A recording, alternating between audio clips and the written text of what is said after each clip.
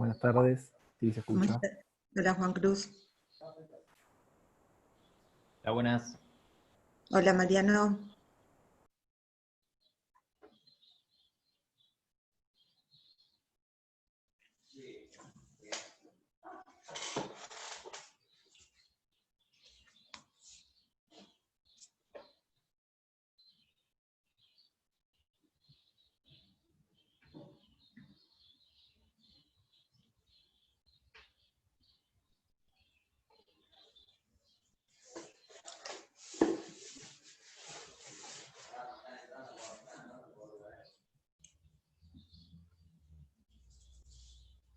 Si alguno quiere ponerse con la pantalla, así nos vemos, es activar en realidad la cámara.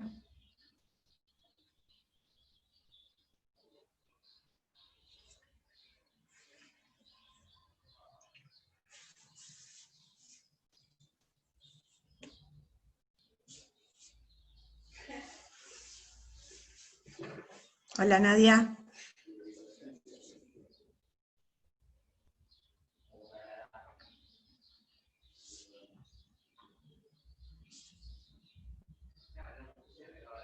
Hola Trinidad, ¿cómo estás? Hola, buenas tardes. Buenas tardes.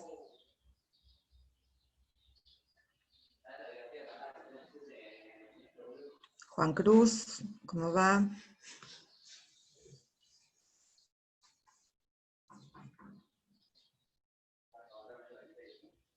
Esperamos un minutito así por si se conecta alguno más.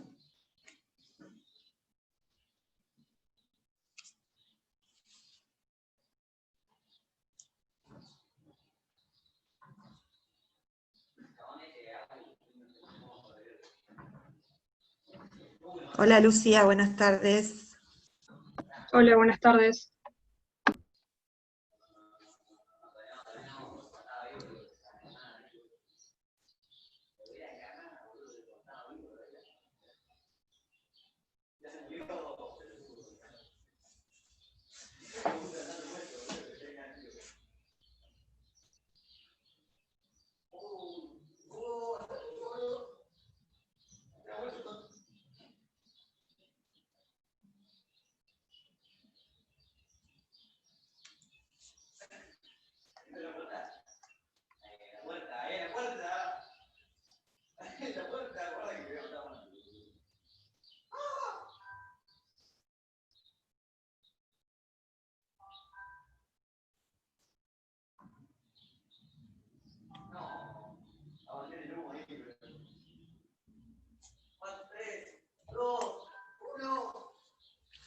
Bueno, ahora antes que empecemos con la clase, ¿quieren hacer alguna pregunta de lo que estuvimos viendo hasta ahora? ¿Alguna duda que tengan?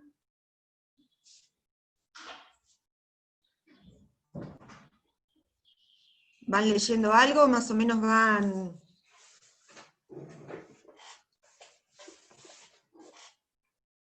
viendo algo como para ir familiarizándose un poco con la materia? Profe, te hago una consulta. ¿La fecha del Sí. parcial, qué fecha era? Ay, ¿sabés que me matás? No sé, no recuerdo. El 13 creo es. ¿El 13? Sí, creo que sí. Después cualquier cosa me fijo porque no me acuerdo dónde es que lo... Ah, ya sé, para ver. Espérame un segundo. Que justo hoy lo abrí.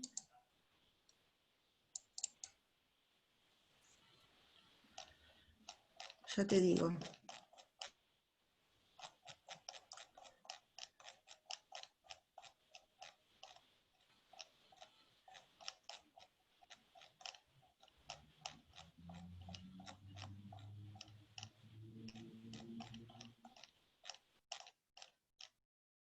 Sí, el 13 es el parcial y el 20 es el recuperatorio. Bien, buenísimo. Gracias. De nada.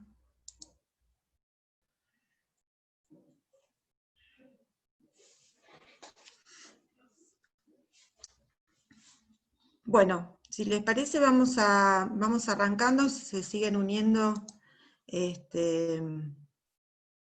vamos viendo.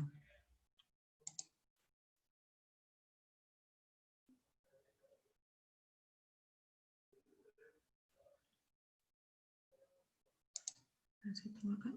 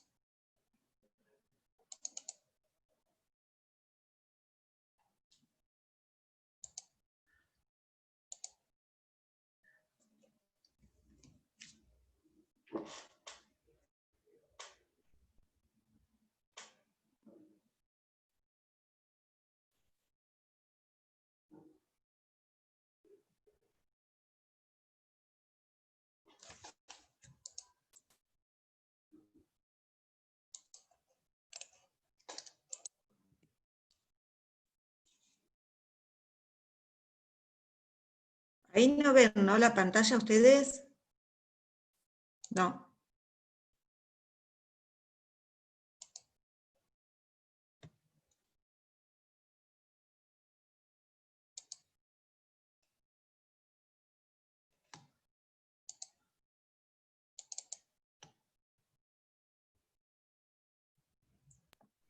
Ahí sí se ve, Ahí pero sí. se ven las carpetas.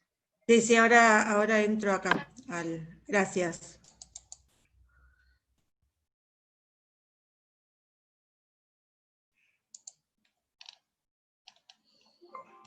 Ahí está. Bueno, listo. Ahora sí. No, ya está, Ra. No podía compartir, pero ya está.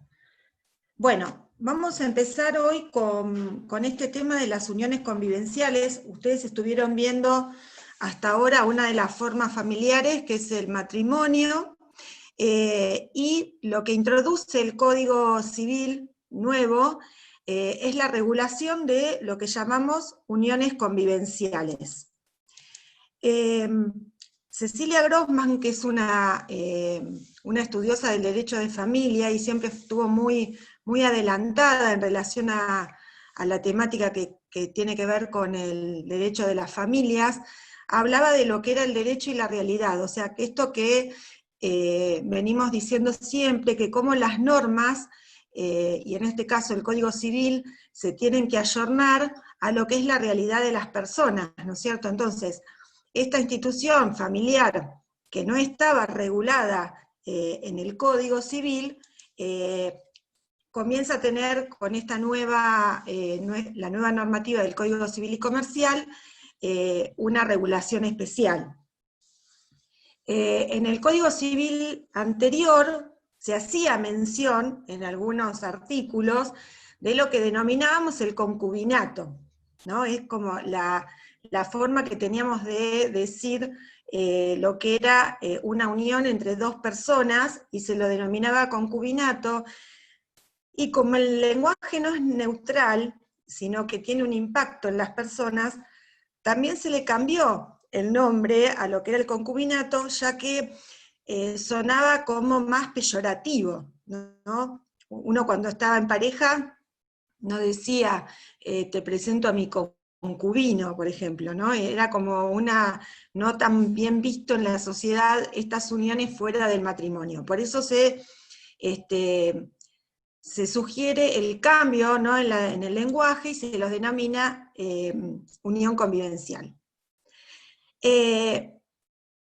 Por esto que decíamos, ¿no? De los cambios y los fenómenos socioculturales, vamos viendo que hay un impacto, esto es un censo viejo del 2010, pero ascienden muchísimo las parejas convivientes de lo que era en el 2001, o sea, de un 25% sube a un 38% y podemos asegurar que hoy en día estas cifras, estos porcentajes han aumentado también, ¿no? ¿Por qué? Porque la gente empezó a utilizar esta nueva forma familiar por diferentes motivos, ¿no es cierto? Se fue estudiando el porqué de estos cambios culturales, y bueno, no sé si con ustedes lo hablábamos, o yo lo hablaba con los chicos de servicio social, este tema de cómo las familias, ya no hablamos de familias, sino de familias en plural, ¿no es cierto?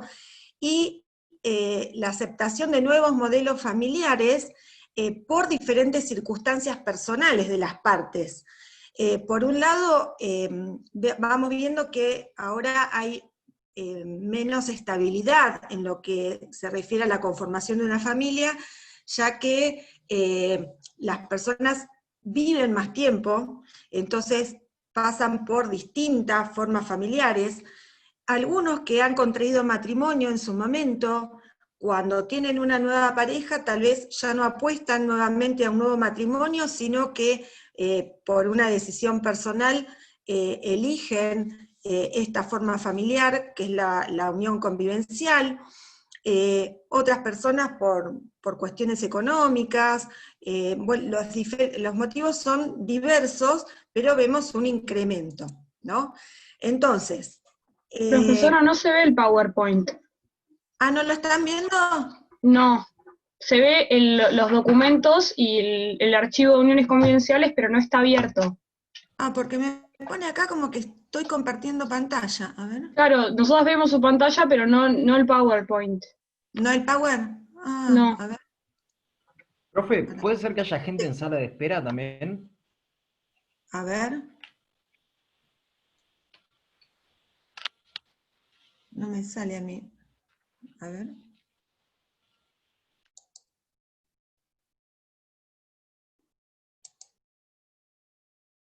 No me sale para aceptar.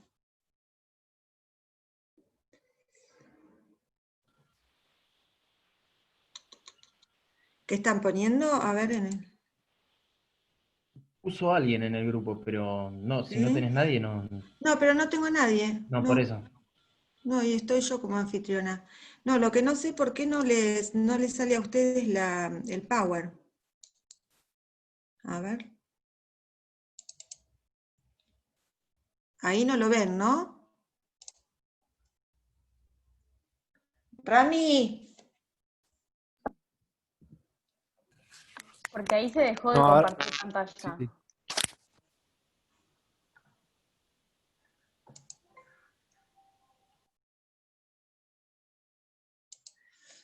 A ver. Porque a mí me sale como que lo estoy compartiendo. Ahora igual no está compartiendo nada, en los documentos tampoco lo está compartiendo.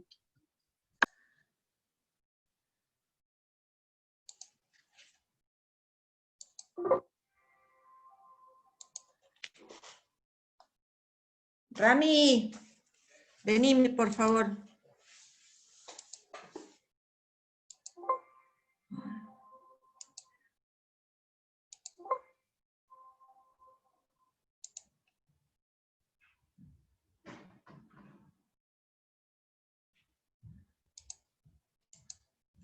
A ver, ¿por qué no me... ¿Podés venir a asistirme? Porque estoy poniendo, ¿ves? Compartir pantalla. Sí. Acá. No, este es el Hotmail. Espera. Deja de compartir ahí arriba. Ahí. ¿Qué precisas? El Power. ¿Lo tenés abierto? No lo tenés abierto. Ahí, no. ¿Eh? Sí, lo tenía abierto, pero lo cerré recién. Bueno, A ver. abrilo primero. ¿Cuál es? ¿Este? No.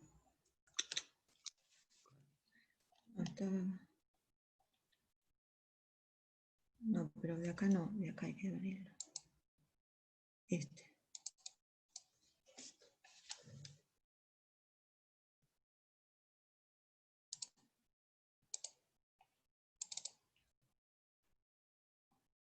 Ahora sí. Ahora sí, bárbaro. Sí, se ve perfecto ahí. Buenísimo, gracias. Tuve que hacer uso de mi hijo adolescente para... No, acá. A ver, no. ¿Querés para poner el...? Sí, para que lo puedas poner entero. O Sí, si no, acá. con F5. Ahí está. Listo. Bueno, perdón. Gracias, Ramiro. Bueno, entonces lo que veníamos diciendo era que en realidad, esto que yo les adelantaba, que el Código Civil tenía una regulación dispersa en el código, y esto lo que traía como consecuencia era que en realidad quedaba en discreción de cada juez que tenía que dictar una sentencia que tuviera que ver con lo que era el concubinato, para ver qué efectos jurídicos tenía esa unión o no. Entonces había una inseguridad jurídica respecto de esta institución. ¿Por qué? Porque de acuerdo a la amplitud o no del juez que iba a decidir en esa causa, iban a ser los efectos de esa institución, ¿no?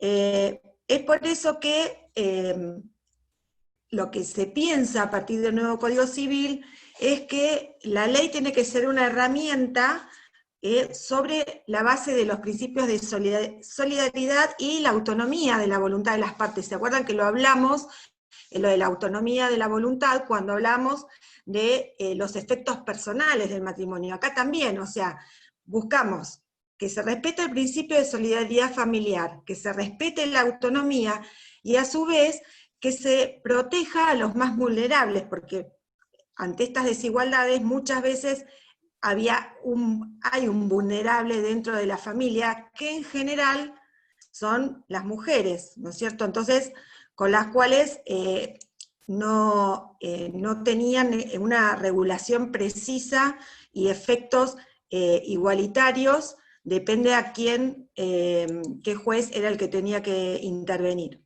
Entonces, ¿cuáles eran las opciones cuando se modifica el código? Por un lado, decir, bueno, equiparamos la unión convivencial a lo que es el matrimonio. ¿Qué les parece esto? De hacer una equiparación, decir, bueno, le aplicamos toda la misma normativa que le aplicamos al matrimonio, la aplicamos a las uniones convivenciales. ¿Qué les parece? ¿Qué se les ocurre? No tendría sentido casarse.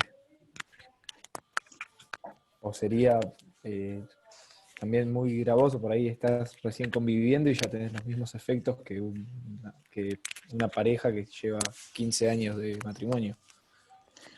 Sí, puede ser eso por un lado. Y además, recuerden lo que hablábamos recién, de la autonomía de la voluntad. ¿Qué pasa si yo en realidad lo que estoy haciendo es optar por esto? No es que no me caso porque no puedo, lo que fuera, no, estoy optando, no quiero casarme, o sea, no quiero tener los efectos del matrimonio en la unión que yo estoy iniciando. Entonces, ¿por qué tendrían que aplicarme a mí los mismos efectos de una regulación a la cual yo no estoy queriendo ingresar, que es el matrimonio, ¿sí? Lo mismo se podría haber optado por no decir nada, no regularlo, ¿no es cierto?, ser abstencionista. Entonces vamos a volver a lo que decíamos recién, que es la inseguridad jurídica que pueden llegar a tener estas parejas al no estar regulada, y que en definitiva uno sabe que algún efecto va a tener. Entonces, lo que hace la ley es tomar una posición más proteccionista y regula y reconoce efectos, ¿no es cierto?, a las uniones convivenciales, pero son diferentes a las del matrimonio, es decir, para poder diferenciar los dos institutos y este derecho que tienen las personas a no casarse, a decidir no casarse.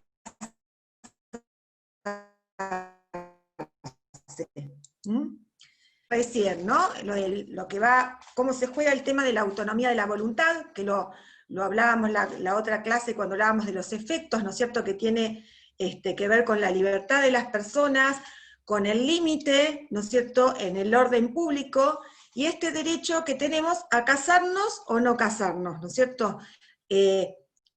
someternos a los deberes y derechos, tanto familiares como patrimoniales, derivados del matrimonio, ¿o no? Entonces, vamos a ver que se regula, ¿no? ¿Por qué? Porque esto que decíamos hoy, hay un principio de realidad. La sociedad nos está mostrando que efectivamente las personas conviven, inician una familia a partir de la convivencia, y esto va a traer efectos jurídicos, ¿no? Entonces, vamos a tener, por un lado, la seguridad jurídica, la protección de los más vulnerables, y un derecho que tiene que ver con la constitucionalización, que hablábamos también del derecho de familia, en la igualdad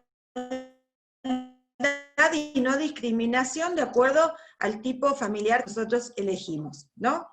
Entonces, vamos a ver que los efectos que se van a reconocer en la unión convivencial son los efectos que ya hace muchos años hablaba Cecilia Grossman, que hay como una base, un piso de ciertas situaciones que la ley debe contemplar. ¿Por qué? Porque son derechos humanos que tienen que ver con los integrantes de esa unión convivencial.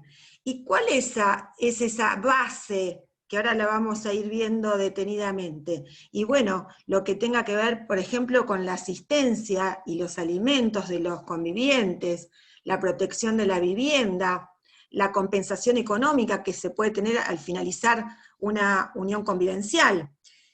Y a su vez, hay algunos efectos que son de tinte patrimonial, pero que no se regulan. Por ejemplo, ¿cuál va a ser el régimen de los bienes durante y cuando cesa esta regulación, esta unión convivencial? Entonces, por ejemplo, en el caso de las uniones convivenciales, lo que tenga que ver con el régimen patrimonial se va a poder llegar a pactar, pero si no pactamos ningún tipo de régimen, cada uno desde lo patrimonial va a ser propiedades, va a administrar su propio patrimonio y va a poder disponer de ese patrimonio en forma libre. Por otro lado, lo que vamos a ver que también lo diferencia del matrimonio es que no va a haber derechos hereditarios, o sea, esta unión convivencial no me da a mí, no me garantiza derechos hereditarios. Sí se podría hacer un testamento, por ejemplo, en la porción disponible que tenemos nosotros dentro de nuestro patrimonio, podríamos hacer un testamento a favor del conviviente. Pero esto no es un efecto en realidad de la unión convivencial, sino es el mismo testamento que yo podría hacer a cualquier tercero. O sea, no es la condición, ¿se entiende? O sea, si decimos, ¿tiene derechos hereditarios el conviviente? No los tiene. Sí, se podría optar, por la voluntad de las partes, a testar a favor del conviviente. ¿Qué es lo que pasaba en el Código Civil anterior? Como no estaba regulado esto que yo les decía, que había algún articulito por ahí, pero que no tenía que ver con la regulación propia de lo que era la unión convivencial, las leyes se tuvieron que empezar a ayornar a esto, entonces teníamos leyes que no conformaban el Código Civil, pero sí contemplaban ciertos efectos en casos determinados a los que en ese momento era el concubinato, ¿sí? Entonces, fíjense que yo acá les pongo qué leyes hacían este reconocimiento, por ejemplo, de las locaciones urbanas, que ahora vamos a ver que lo que estaba en esta ley de locaciones urbanas, ahora ya lo tenemos legislado dentro de nuestro Código Civil. La ley de violencia familiar, que también no era solamente entre cónyuges, sino también podía ser entre convivientes, trasplantes de órganos, indemnización por muerte del trabajador, el derecho a la pensión, los derechos del paciente, las técnicas de reproducción humana asistida. O sea, en todas estas leyes especiales se contemplaba esta situación particular de los convivientes. y a su vez había un reconocimiento jurisprudencial, que también lo vamos a ver reflejado en la normativa del nuevo Código Civil. Por ejemplo, a lo que tenía que ver con el daño material y moral, en relación a la protección de la vivienda familiar, que era prácticamente nula, porque en realidad la protección que había era más que nada cuando había convivientes al consentimiento de los hijos, ¿no es cierto? Lo mismo que el bien de familia. Entonces, el Código Civil viene a traer un marco mucho mayor de protección con lo que tiene que ver con la vivienda familiar.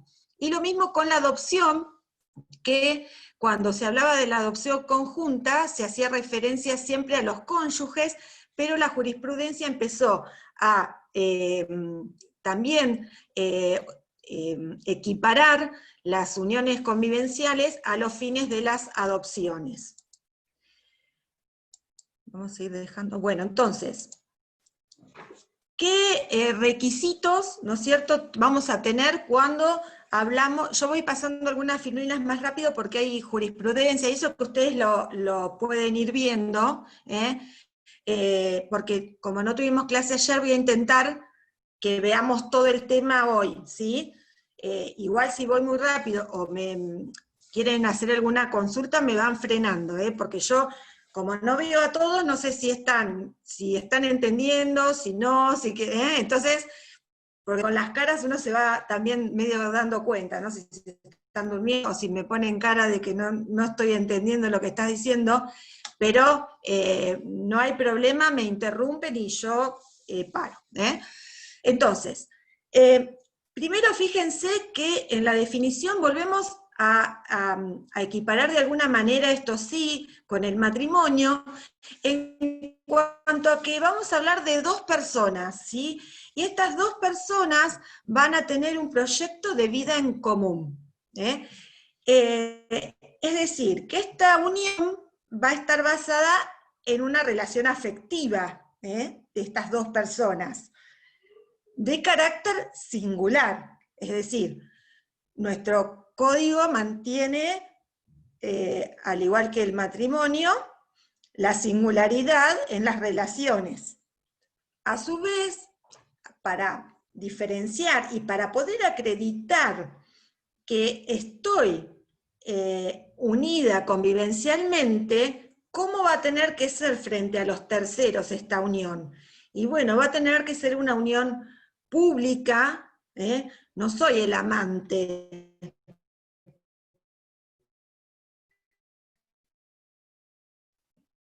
No, soy la pareja de una persona que hasta se puede asimilar a un matrimonio, porque yo no ando con la libreta de matrimonio, entonces tranquilamente podríamos decir, sí, es un matrimonio, ¿no? Por la forma en que yo me estoy publicitando esa relación.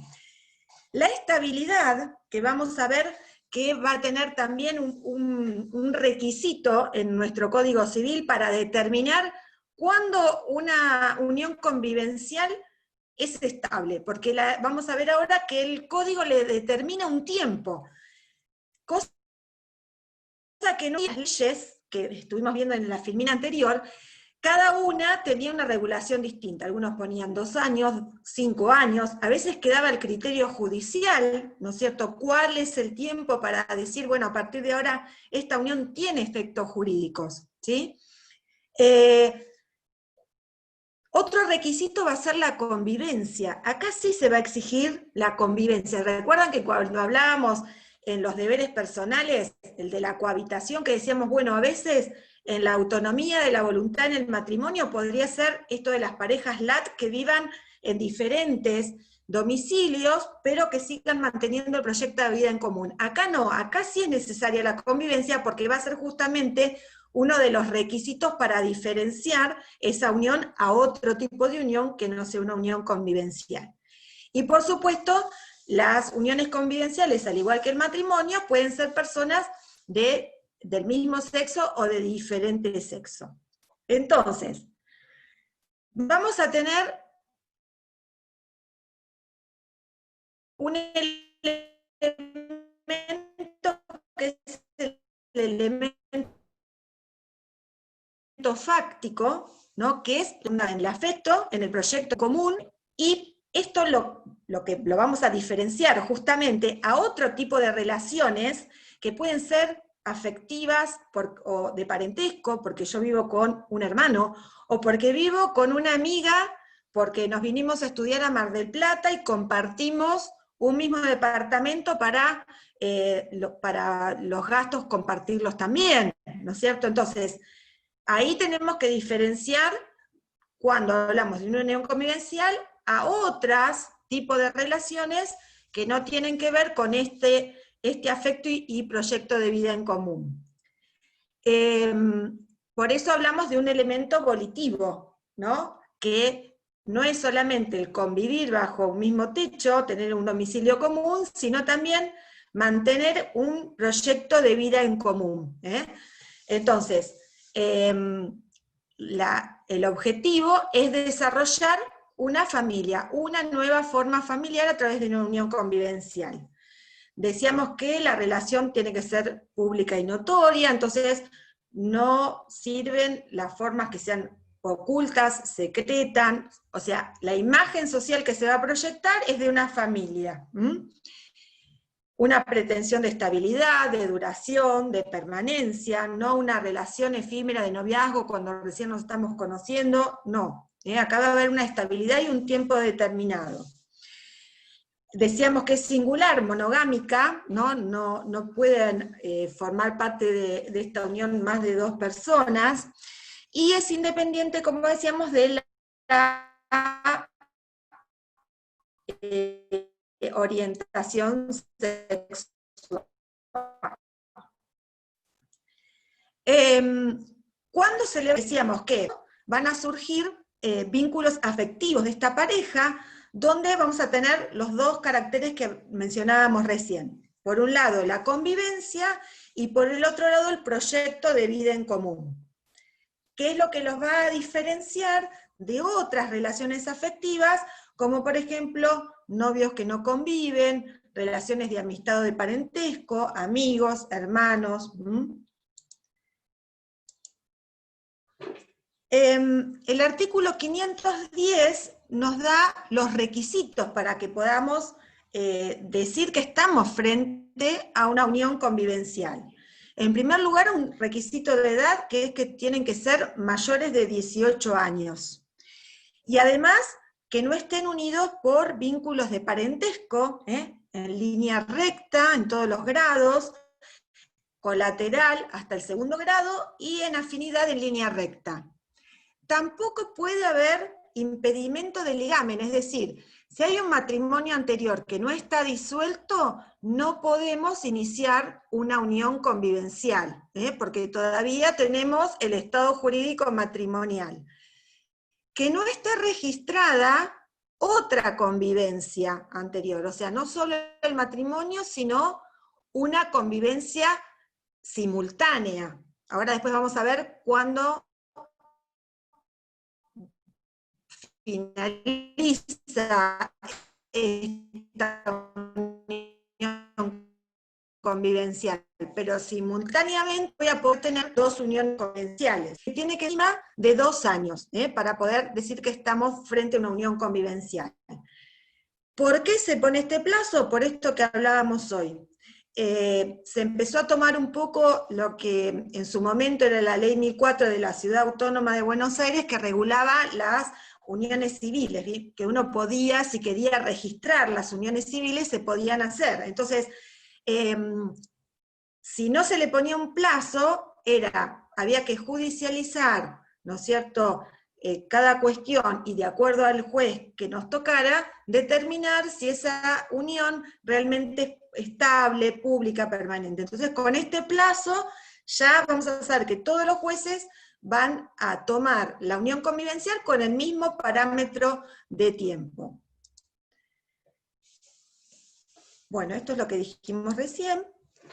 Acá hay un fallito del Tribunal Europeo de Derechos Humanos, donde se demanda por, como si fuera un trato discriminatorio, 2 hermanas que pretenden tener los efectos de una suerte de unión convivencial por el hecho de cumplir con todos los requisitos. Por eso acá el Tribunal Europeo dice no, o sea, diferenciemos esto, lo que decíamos hoy, el elemento volitivo, no es lo mismo, y además cuando hablamos entre parientes, va a haber seguramente otras figuras en el Código Civil que van a proteger esas relaciones de parentesco. ¿Sí? Por otro lado, recién hablábamos de registración, ¿no? Que estas uniones convivenciales se pueden registrar. Entonces, ¿qué es lo que registro? Yo voy a registrar, en el registro de Estado Civil y Capacidad de las Personas, hay un registro justamente para poder registrar uniones convivenciales. ¿Qué es lo que registramos? Por un lado podemos registrar la existencia, o sea, que quede registrado que estamos unidos en una unión convivencial. En este caso vamos a tener que ir los dos, ¿no es cierto?, a solicitar el registro, y lo que hace el registro también acá es solicitar la presencia de dos testigos al momento de registrar. También se puede registrar la extinción, es decir, cuando finaliza la unión convivencial, y vamos a ver que también en la unión convivencial se pueden celebrar pactos. Entonces, esos pactos también pueden estar registrados en este registro. ¿Qué fin tiene la registración? Probar, ¿no es cierto?, que existe la unión convivencial. Y por eso es necesario que los dos integrantes de esta unión convivencial se presenten en forma simultánea a realizar la registración. Pero fíjense, dimos todos estos requisitos que tiene que tener una unión convivencial, ¿por qué? Porque la registración en realidad no es obligatoria para que surta efectos. Es decir, yo puedo por otros medios probatorios probar que estoy en una unión convivencial y quiero que se me otorguen los efectos jurídicos de la unión convivencial. ¿Qué les parece? ¿Cómo podríamos probar una unión convivencial si no está registrada? Porque si está registrada ya tenemos ya la prueba por el propio registro, ¿no es cierto? Pero si no la tuviera registrada, ¿cómo la podría probar? ¿Qué les parece? ¿Testigos? Testigos, sí, perfecto, es lo más fácil, porque justamente lo que decíamos, es pública, notoria, estable, quiere decir que nuestros amigos, nuestros parientes, conocen, ¿no?, de esa situación. ¿Qué otra cosa les parece? Que daría cuenta que estoy en una unión convivencial.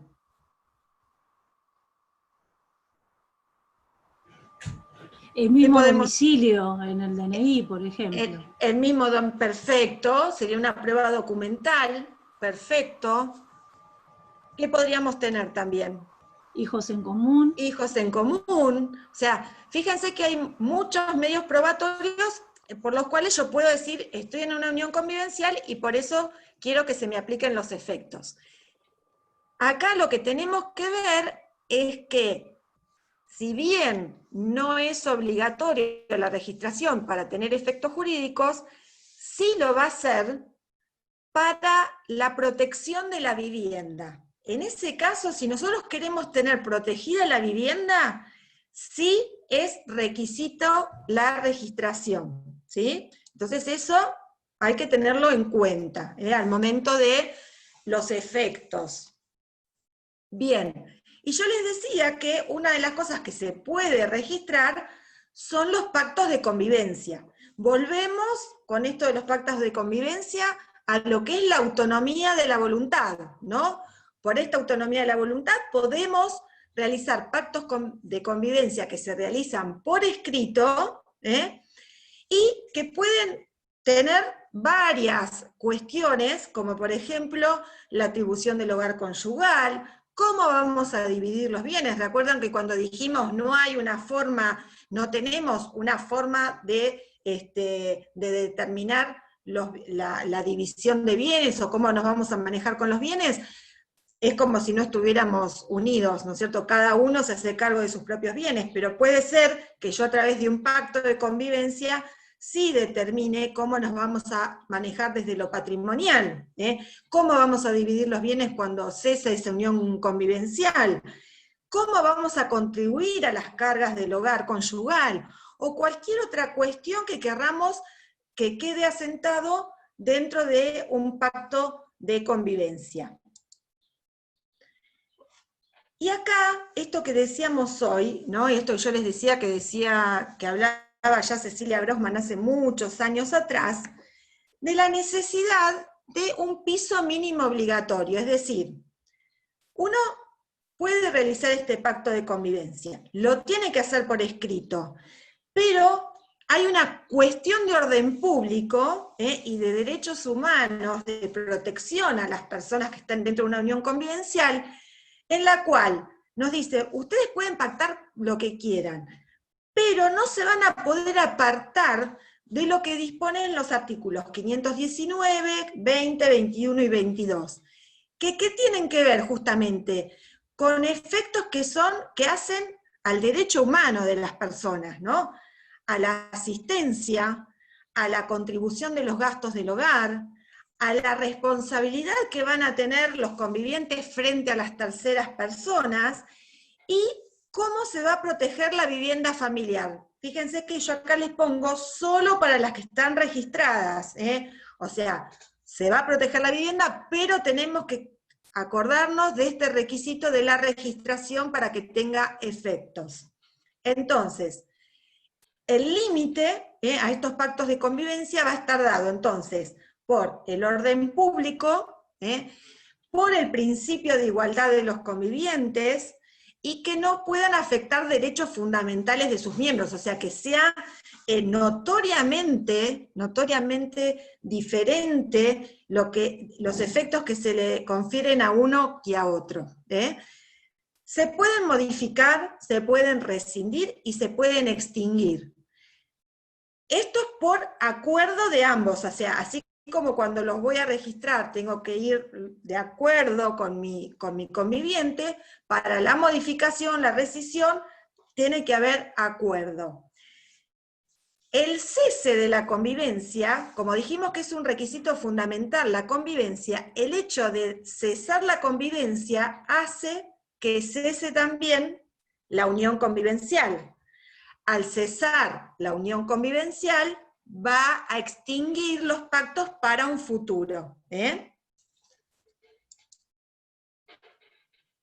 efectos jurídicos va a tener estas uniones convivenciales?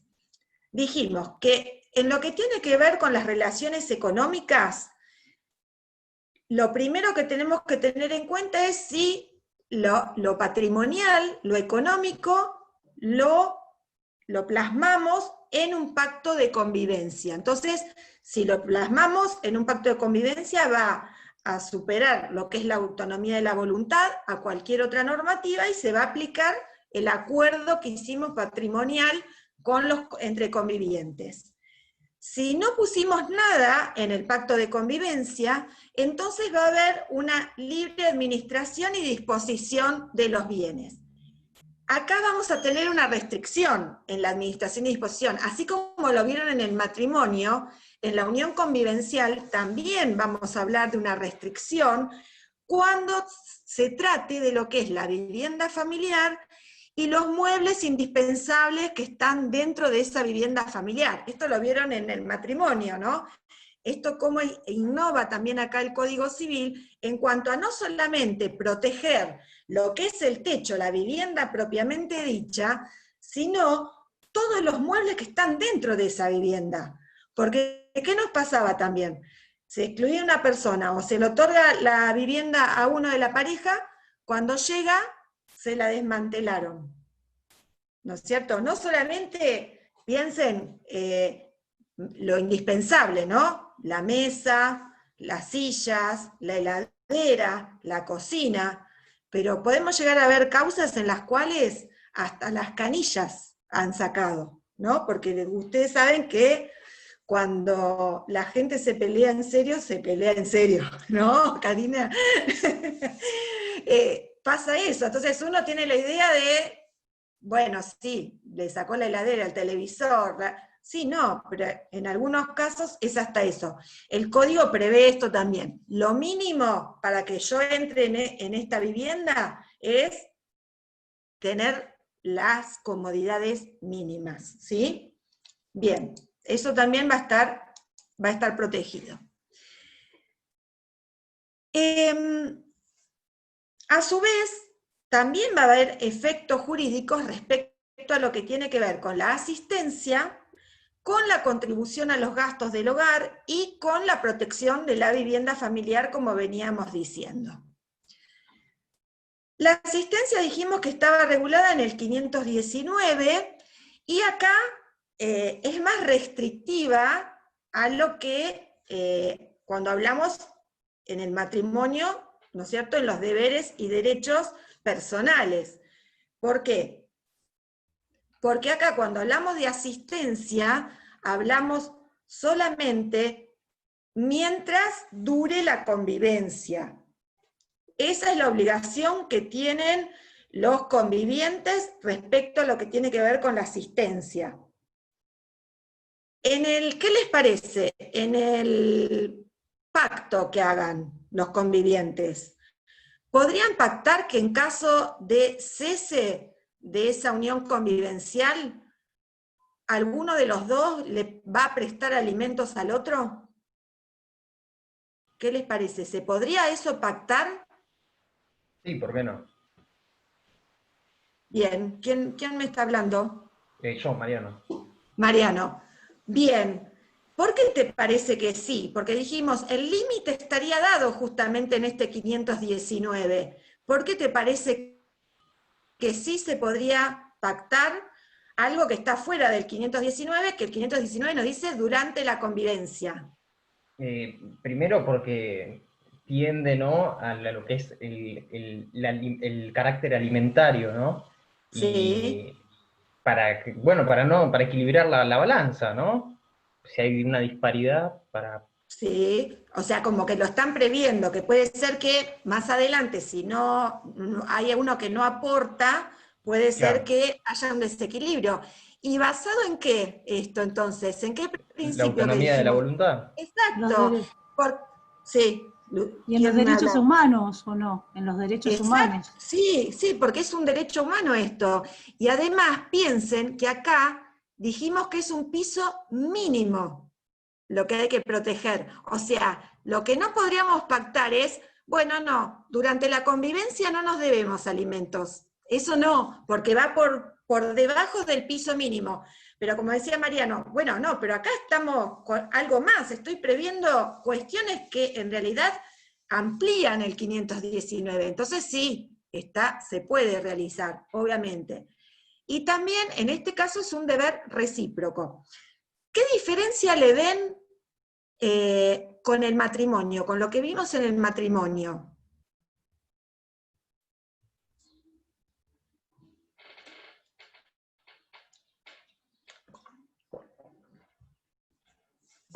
¿Qué En el Bueno, diferencia? matrimonio se acá, deben alimentos hasta después del divorcio también. Exacto, hay casos que aún después del divorcio se van a deber alimentos.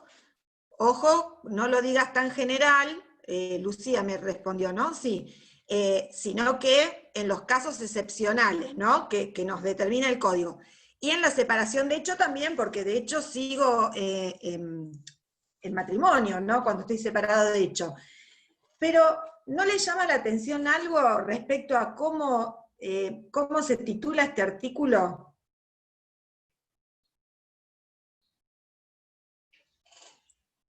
En el matrimonio, cuando hablamos de deberes y derechos personales, ¿de qué hablamos? Decimos cohabitación, decimos deber moral de fidelidad. ¿Qué más?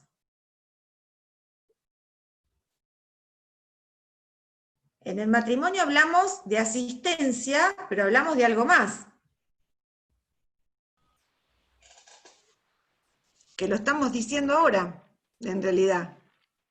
No solo hablamos de asistencia, que diferenciamos, ¿se acuerdan? En el matrimonio diferenciamos lo que es la asistencia moral y lo que es la asistencia material. Y expresamente se habla de alimentos. Fíjense que acá el 519 habla solamente de asistencia. Entonces, ¿qué tendríamos que decir? Ah, bueno, no, entonces en la unión convivencial lo único que se está procurando es la asistencia moral, no incluiría los alimentos, que eso es lo que cuando recién salió el código, había doctrina que se ponía en esa postura, que tal vez puedan llegar a leer que en realidad, si hablamos de asistencia, no estamos hablando de alimentos. Pero, gracias a algún curso que yo hice cuando se cambió el código, ¿no es cierto?, que uno empezó a decir, bueno, acá hay normas nuevas, cosas nuevas. Fíjense que hay un articulito que es el 718 y el 719, ¿no? Y dice, en las acciones por alimentos o por pensiones compensatorias entre cónyuges o convivientes, es competente el juez del último domicilio conyugal o convivencial. Norma de competencia, ¿no? 719. Y la norma de competencia me está diciendo que puedo yo estar reclamando alimentos, porque nos habla de convivientes. Entonces quiere decir que en realidad el código, cuando habla de asistencia, nos está hablando de los dos tipos de asistencia, nos está hablando de la asistencia tanto moral como la material que tiene que ver con los alimentos. Ese articulito lo tendría que agregar a las filminas, ¿no? Porque para que nos acordemos. Bueno, ¿qué pasa con la contribución a los gastos del hogar? Acá, ustedes lo vieron en el matrimonio, ¿no? El tema de la contribución a los gastos del hogar. Y fíjense que en la unión convivencial es igual. Acá se equipara este efecto jurídico, ¿no? Dice, sin perjuicio de lo dispuesto en los pactos de convivencia. O sea, nos vuelve a decir, puede ser que en el pacto de convivencia pactemos algo superador, ¿no? No nos podemos ir de este piso mínimo, pero podemos pactar algo superador. Entonces, los convivientes tienen la obligación de contribuir a los gastos domésticos de conformidad y nos lleva al 455, que es el del matrimonio que ustedes ya estudiaron, ¿no? Nos habla de los cónyuges, que tienen que contribuir al sostenimiento propio, al del hogar, al de los hijos comunes, en proporción a sus recursos, y también esta obligación se va a extender a las necesidades de los hijos menores, o con capacidad restringida, o con discapacidad, de uno de los cónyuges que conviven con ellos. En este caso sería de los convivientes. Y se puede demandar judicialmente para que el otro lo haga. Entonces acá tenemos una equiparación entre matrimonio y unión convivencial en lo que tiene que ver a la contribución de los gastos del hogar. Lo mismo ocurre con la responsabilidad por las deudas frente a terceros, ¿sí? Que también esto lo han visto seguramente en el matrimonio, y lo bueno que hace el Código Civil, que tenemos toda la regulación de la responsabilidad, ya sea interna como externa, que sería frente a los terceros, ya regulado en el mismo Código Civil. Antes nos teníamos que ir a otra ley y hacer interpretaciones, y entonces ahora está muy claro en el Código cuando hablamos de responsabilidades entre los cónyuges, entre sí, y cuando esa responsabilidad tiene que ver con las deudas que asumimos frente a los terceros. Entonces, acá el 521 nos remite al 461 del matrimonio, y nos habla de la solidaridad, ¿no? Por las obligaciones contraídas por uno de ellos, pero ¿cuándo? No siempre, porque si no, cada uno responde por sus deudas, ¿sí? Esto, los terceros tienen que estar atentos, porque uno capaz que ve mucho patrimonio y en realidad toda esa solvencia no es del que está contratando, sino es del otro. Entonces, la solidaridad va a ser solamente cuando son las necesidades ordinarias del hogar, el sostenimiento y la educación de los hijos comunes, ¿sí? Si no, cada uno responde por sus propias obligaciones. Y el tema de la protección de la vivienda familiar, Entonces, esto que yo les decía, que ahora no tenemos, ya no hablamos ni de bien de familia, ni ley de locaciones urbanas, ni nada, sino que la protección de la vivienda va a estar dada por el 522 del Código. Tenemos los actos que requieren el asentimiento del 456, y nos dice que si la unión convivencial ha sido inscripta, acá está el requisito de registración, ¿sí? Ninguno de los convivientes puede, sin el asentimiento del otro, ¿no? Que acá queda claro que no es consentimiento, sino es asentimiento. Si fuera consentimiento sería indispensable para perfeccionar el acto. Acá es asentir, ¿no? Para que el otro pueda disponer sobre los derechos, sobre la vivienda o los muebles indispensables para esta. Si no media esa autorización, el que no ha dado ese asentimiento puede demandar la nulidad. Otra innovación que hace el Código que nos dice cuál va a ser el efecto jurídico, ¿no? Es decir, si no está el asentimiento, el acto es nulo. Porque en el Código Civil anterior no estaba muy claro qué es lo que ocurría si no se prestaba este asentimiento. Ahora ya sabemos que se demanda la nulidad del acto, y hay un plazo de caducidad de 6 meses de haber conocido el acto, y siempre que se haya continuado con la convivencia. Entonces, ¿qué pasa con en relación a los terceros, ¿no? En la unión convivencial que está registrada? La vivienda familiar no puede ser ejecutada por deudas contraídas después de la inscripción de la unión convivencial. Entonces, se resguarda esta vivienda familiar de cualquier ejecución, o sea, respecto de las terceras personas que pueden llegar a ejecutar, desde el momento, obviamente, desde que hicimos la inscripción, porque ahí es cuando tiene la publicidad para los terceros, ¿sí? Excepto que hayan sido contraídas por ambos convivientes o por uno de ellos con el asentimiento del otro. A ver, ¿por qué les parece esto? ¿Por qué se da esta excepción? Es decir, es inejecutable, ¿no? Pero el Código nos dice, salvo que los dos la hayan contraído, o que uno lo contrajo pero tuvo el asentimiento del otro. ¿Por qué les parece que está esta excepción?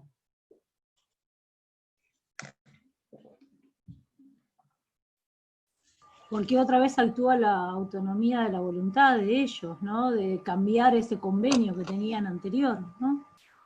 Claro, acá se juega la autonomía, bien, Karina, pero ¿por qué? O sea, ¿a qué me impediría a mí si yo no tendría esta excepción?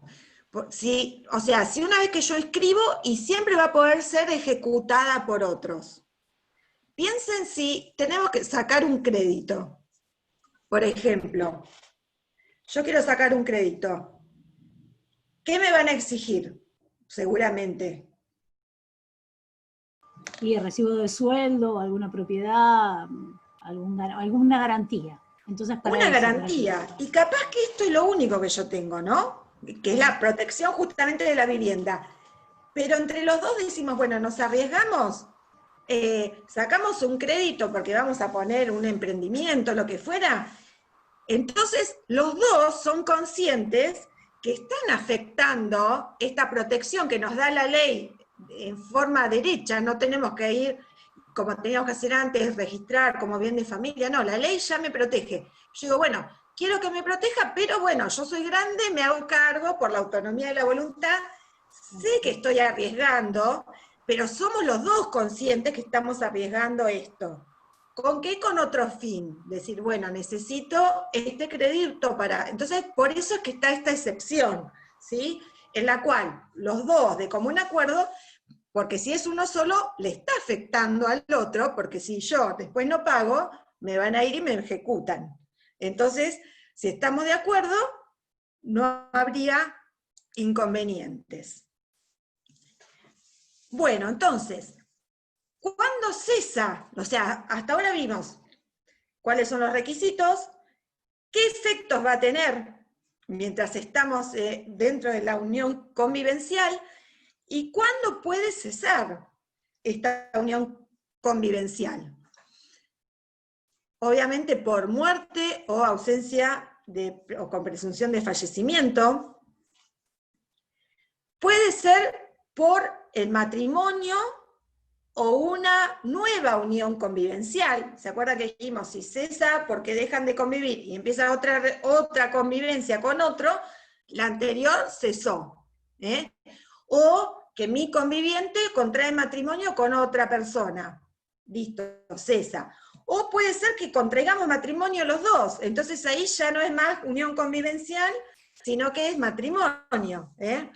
Puede haber mutuo acuerdo, puede haber una voluntad unilateral de hacer cesar. El código habla de una notificación fehaciente al otro, esto también se discutió. Bueno, ¿cómo sería esa notificación? ¿Qué hago? ¿Le mando una carta documento?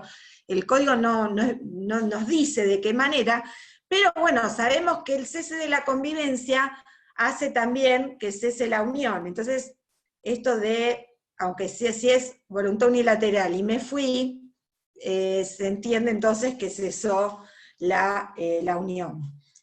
El cese de la convivencia, hay que tener en cuenta estas excepciones que daba también el Código Civil antes, ¿no? Cuando hablaba del abandono voluntario y malicioso en los divorcios, que no podemos argumentar en su momento un abandono si era por motivos de trabajo, de salud. O sea, no puedo decir, ay, me abandonó, no estaba viviendo más conmigo. Acá lo mismo. O sea, no puedo decir que cesó la unión convivencial si mi conviviente es marino mercante, navega 2 meses, y bueno, pero eso no quiere decir que haya cesado la unión convivencial. ¿Cuáles son los efectos entonces ahora sí?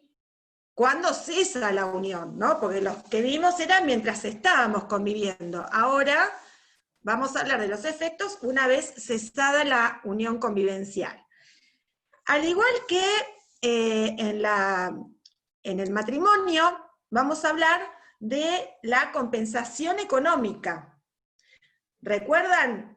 Hablaron, ¿no es cierto?, en el matrimonio de la compensación económica. ¿Qué es lo que se tiene en cuenta? ¿Por qué hablamos de una compensación económica? Cuando hay ¿qué? ¿Por qué yo podría pedir, tanto en el matrimonio como en una unión convivencial, una compensación económica? ¿Qué tengo que probar? El código habla de un desequilibrio, ¿no? Un desequilibrio económico que tuvo como fuente, digamos, o sea, la causa de ese desequilibrio económico fue o el matrimonio, o en este caso que estamos estudiando hoy, la unión convivencial. Es decir, por ejemplo, yo tengo mi trabajo en el Poder Judicial, mi trabajo acá en las 2 facultades, pero a mi conviviente le sale un trabajo muy bueno en Rosario. Nos vamos y yo dejo todos mis trabajos de acá, entonces dejo de percibir el sueldo que yo tengo del Poder Judicial, ¿no? de la facultad, para seguir ese proyecto. ¿Tuvo como fuente? Sí, tuvo como fuente de que yo estoy con él y que decidimos cambiar de lugar por esto. Entonces, si yo demuestro que por este motivo, a mí, al momento de cesar esta unión, tengo un desequilibrio económico, puedo solicitar entonces una compensación económica. El juez va a determinar, ¿no es cierto?, el monto de esa compensación económica, teniendo en cuenta todas estas causas que enumera el 525, ¿no? El estado patrimonial de cada uno de los convivientes al inicio y a la finalización de la unión, ¿no? O sea, cómo estoy patrimonialmente cuando empezamos y ahora que nos separamos. La dedicación que cada conviviente brindó a la familia y a la crianza y educación de los hijos, y que la que debe prestar con posterioridad al cese de la unión. Recuerdan que hablábamos la otra vez de esto de las leyes internas, ¿no? De las leyes de las familias, lo que uno convino con su pareja. Entonces, hay que ver en su momento cuántos hijos teníamos, si yo me dediqué solamente durante un montón de tiempo a la crianza, a la educación de esos hijos. ¿Qué edad tienen ahora que yo me estoy separando? Si requieren del mismo cuidado o no, ¿no? Cuando cesa esa unión convivencial. Por eso va a tener que ver también la edad de los hijos y el estado de salud, si son chicos que necesitan de atenciones especiales por alguna incapacidad, por ejemplo. La capacitación laboral o la posibilidad de acceder a un empleo del que está pidiendo la compensación económica. Esto es igual que en el matrimonio, ¿eh? La colaboración prestada a las actividades mercantiles, industriales o profesionales del otro conviviente. Recuerden, esto se agrega también en el Código Civil, que es importante. ¿Por qué? Porque tal vez yo estaba colaborando, no percibía un sueldo, pero yo percibía igual las ganancias de esa colaboración. Ahora, si cesa, no la voy a tener más. ¿Y a quién se le atribuye la vivienda familiar? Entonces, esto caduca, ¿no? La posibilidad de solicitar la compensación económica a los 6 meses de haberse producido cualquiera de las causas de finalización de la convivencia enumeradas en el 523, que es el que vimos hoy. O sea que tenemos que tener en cuenta estos plazos. Sí, Karina, ¿me querías preguntar algo? Sí, hay algo que no, por ahí es una pavada, pero no me quedó claro. ¿Para que se den estos efectos tiene que estar registrada la convivencia o puede serlo sin que esté registrada? No, para la compensación económica no, solamente para la protección de la vivienda. En esto lo que sí tenemos que hacer, lo que decíamos hoy, probarlo, ¿no? Que realmente hubo una unión convivencial. Gracias. Sí, no, sí. no, de nada. Bien. Hay alguna jurisprudencia, yo después voy a decir, que se le ha dado aún cuando ha pasado el plazo de caducidad, porque esto también tiene todo un fundamento, y depende en qué lugar nos ponemos, en cuanto a cuál es la naturaleza jurídica de esa compensación económica, ¿no? Algunos lo basan como que es un alimento, o sea, en realidad no es un alimento, no lo podemos equiparar al alimento, sino porque justamente la diferencia es esto, ¿no? De que yo lo que tengo que demostrar no es una necesidad alimentaria, sino cómo yo estoy desequilibrada económicamente en razón de esto, ¿no? Pero yo he leído algún fallito donde por principios constitucionales, y esto que decíamos a veces el resguardo al más vulnerable, que en este caso era la mujer, entonces se hizo lugar aún cesada el tiempo de caducidad, se le permitió dar inicio igualmente a la compensación económica. Se está utilizando bastante esto, tanto en el matrimonio como en la unión convivencial. Vemos en los juzgados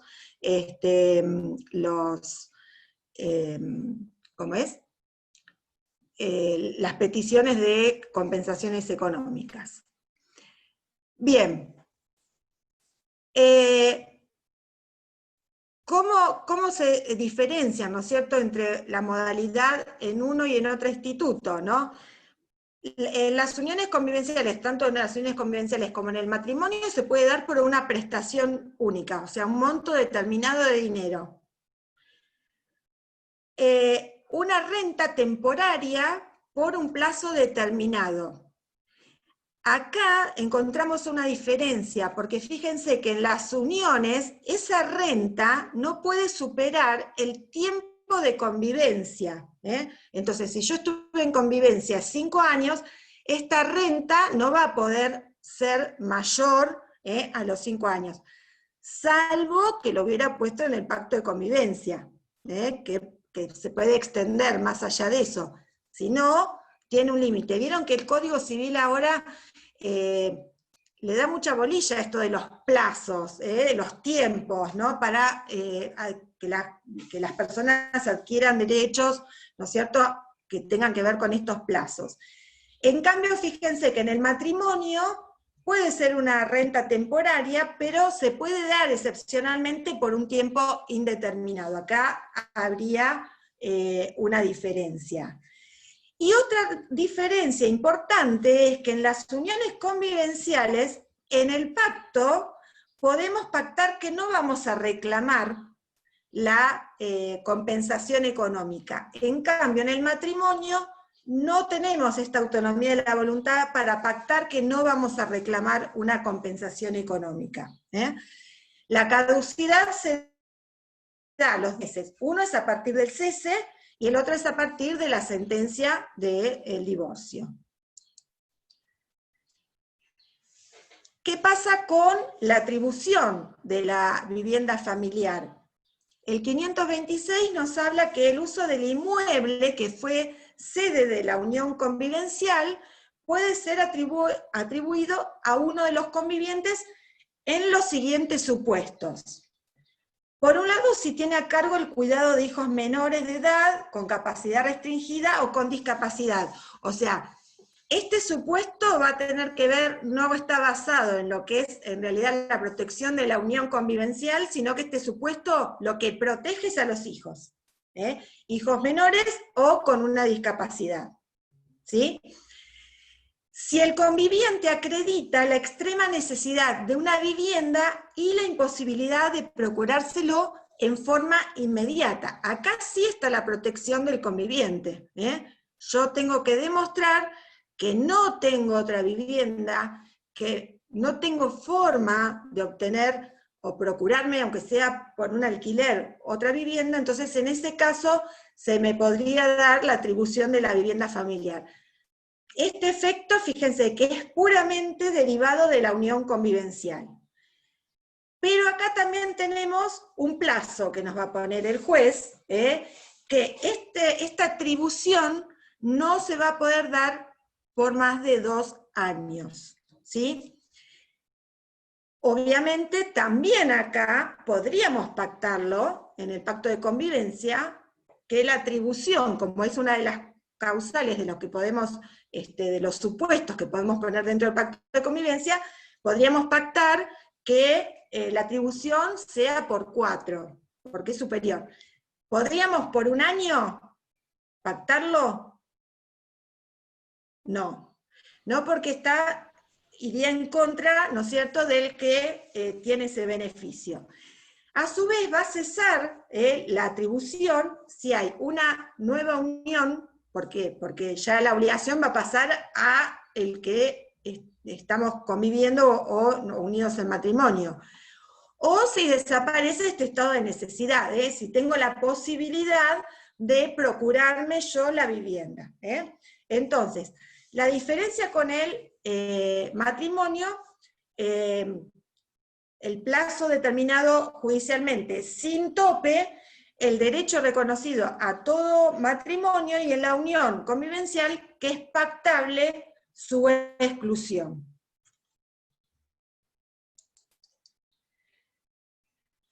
A su vez tenemos otra protección de la vivienda en el artículo 527, que es en el caso de la muerte de uno de los convivientes. En ese caso, el conviviente supérstite, que carece de vivienda propia, habitable, o de bienes suficientes que aseguren un acceso a otra vivienda, aunque no sea la que era el hogar convivencial, puede invocar el derecho real de habitación gratuito por el plazo máximo de 2 años.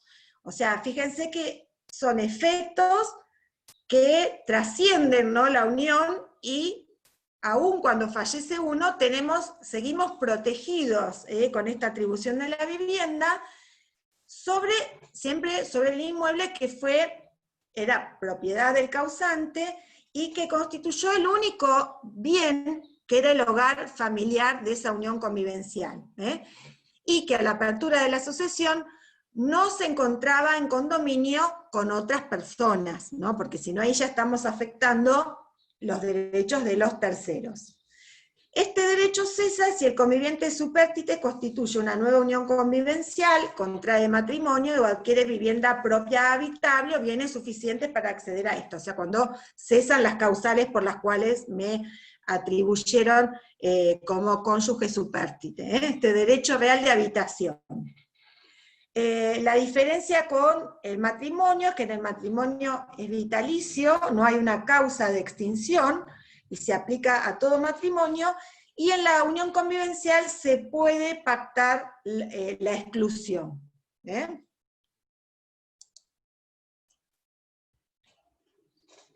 Entonces, con respecto a los bienes, fíjense que esto que hablábamos, no, ¿por qué se puede pactar la exclusión? Porque no está dentro de los artículos del piso mínimo, ¿se acuerdan? 519, 20, 21. Entonces, todo lo que no está dentro de ese piso mínimo, podemos dejarlo sin efecto. La distribución de los bienes. En la unión convivencial, a falta de pacto, ¿qué dijimos? Que los bienes adquiridos durante la convivencia se van a mantener dentro del patrimonio del conviviente del que ingresó. O sea, cada uno tiene su titularidad de los bienes y no, en este caso no se va a dividir, sin perjuicio de la aplicación de los principios generales relativos al enriquecimiento sin causa, la interposición de personas y otros que puedan corresponder.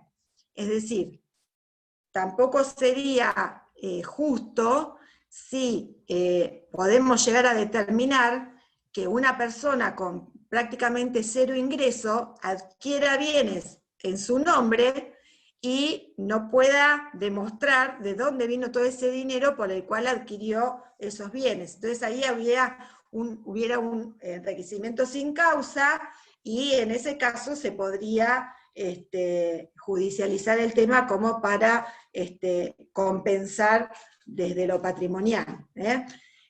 Bueno, en el matrimonio ustedes ya vieron el régimen patrimonial y la opción que pueden hacer los cónyuges a los regímenes, o en caso de no pactar nada, qué es lo que se aplica en el matrimonio, ¿no? Entonces acá tenemos la regla de que cada uno mantiene lo que ingresó, salvo que hubieran hecho algún pacto de convivencia donde figurara la forma en que van a distribuir los bienes cesada la convivencia, ¿sí? Bien, bueno, a ver si veo alguno más. Bueno, ahora que los veo algunos, ¿alguno quiere hacer alguna pregunta, alguna duda que se haya generado con esto, con este tema, o con algo de lo que hayamos visto? ¿No? Bueno, el Power yo se lo subí ayer, no sé si lo vieron en el aula, lo tienen ahí para cualquier cosa como resumen. Después el tema lo pueden ver tanto del manual de Marisa Herrera, lo pueden ver con el código comentado de InfoJust. Si alguno quiere algún otro material me lo pide. Tienen el correo electrónico, también mío, que yo se los puse si necesitan hacer alguna pregunta o quieren algún tipo de material, lo que fuera, me lo ponen por ahí.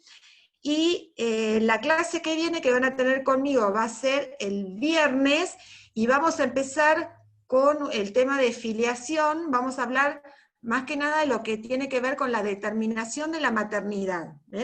Les digo porque yo igual se los trato de subir el día antes, el Power, pero por si quieren ir leyendo algo, lo pueden ir leyendo también ya sabiendo que ese es el tema. Bueno, ¿no hay dudas, seguro, consultas, nada? ¿No? ¿Fui muy rápido o se entendió?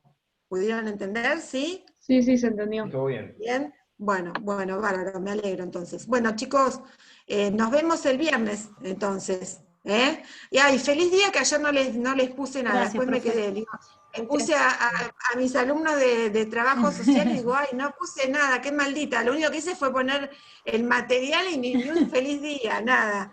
Así que bueno, nos vemos el viernes, No, chao, gracias. Gracias, Chao, hasta el viernes. gracias. Hasta luego. Hasta luego. Hasta Muchas luego. gracias. No, a ustedes.